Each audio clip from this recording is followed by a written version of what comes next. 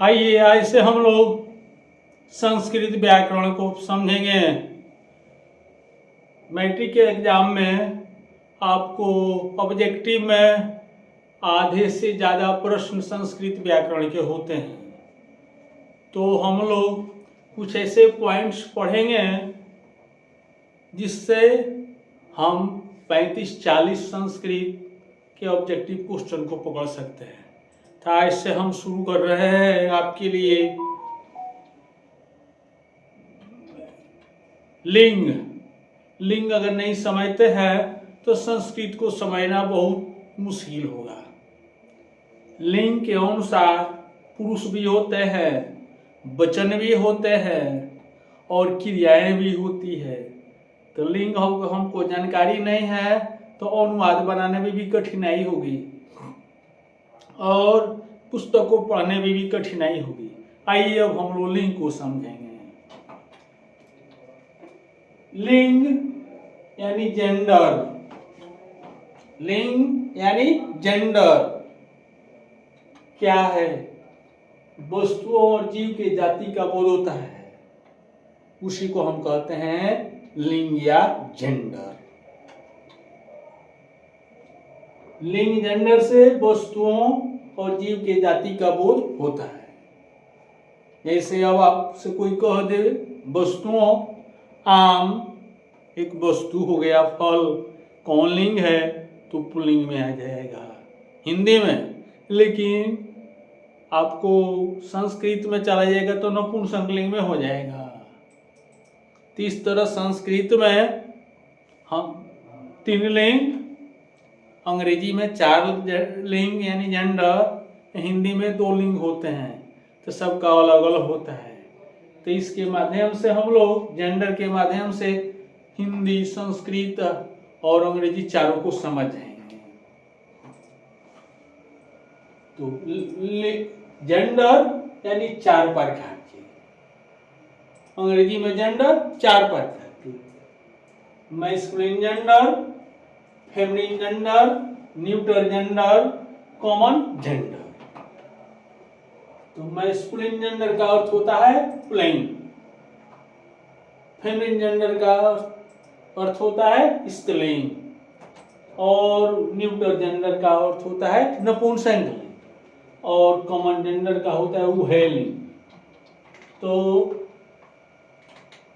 कोई पूछ दिया मैस्कुलिन जेंडर या पुल्लिंग क्या है, तो आप कह सकते हैं मैस्कुलिन जेंडर या पुल्लिंग से मर्द जाति का बोध होता है। संस्कृत में वीर शव बैल, तो बैल हो गया हिंदी में पुल्लिंग और वीर शव हो गया संस्कृत में पुल्लिंग, और ऑक्स हो गया आपको इंग्लिश में मैस्कुलिन जेंडर। तो आप इसके माध्यम से तीनों लिंग समझ गए। आपको इस फेमिनिन जेंडर स्त्री जाति का बोध होता है, फेमिनिन जेंडर से, और स्त्रीलिंग से क्या होता है? फेमिनिन स्त्री जाति का बोध होता है। जैसे गौ माने गाय, काऊ, तो काऊ कहे तो फेमिनिन जेंडर, गाय कहे तो स्त्रीलिंग और गौ कहे तबे स्त्रीलिंग। तीसरा नंबर में नपुंसकलिंग यानी न्यूटर जेंडर। नपुंसकलिंग या न्यूटर जेंडर से निर्जीव वस्तु का बोध होता है।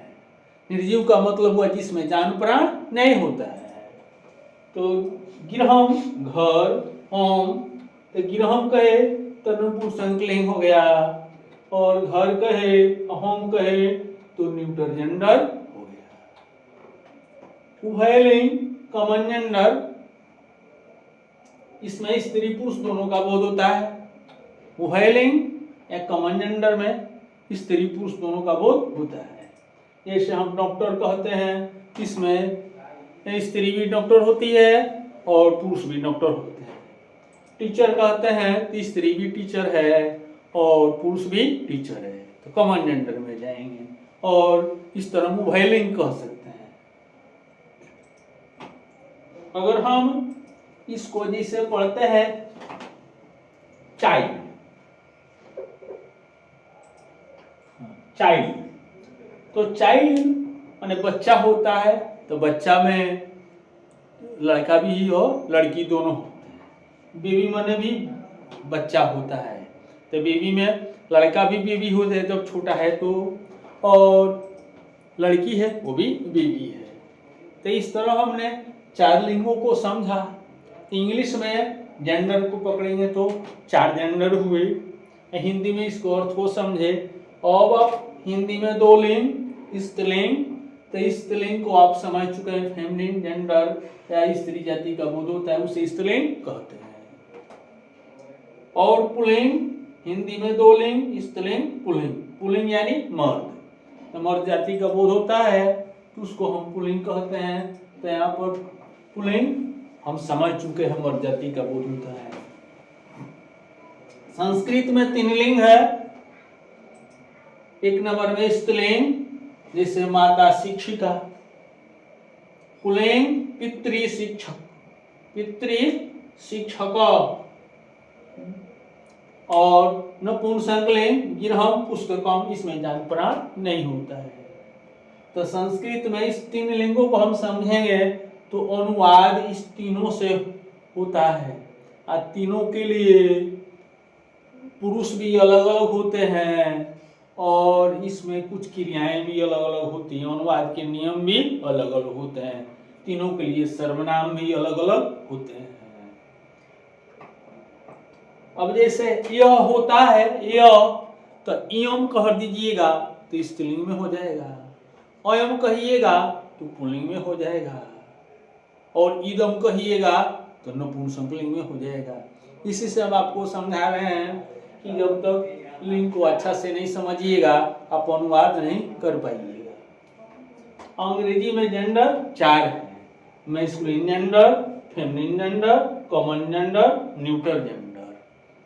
तो ये 4 जेंडर हुए। चारों जेंडरों के बारे में आप समझ चुके हैं ऊपर। तो आप एक साथ में हिंदी के लिंग समझ ली, स्त्रीलिंग पुल्लिंग, संस्कृत के 3 लिंग स्त्रीलिंग पुल्लिंग नपुंसकलिंग समझ गए, और अंग्रेजी में 4 gender, masculine gender, feminine gender, common gender, neutral gender समझ गए। अब इसके बाद में आपको देना है हमको वचन देना है, और उसके बाद में आपको हम पुरुष बताएंगे। तो संस्कृत में 3 चीजें मेन है, पुरुष, वचन, लिंग।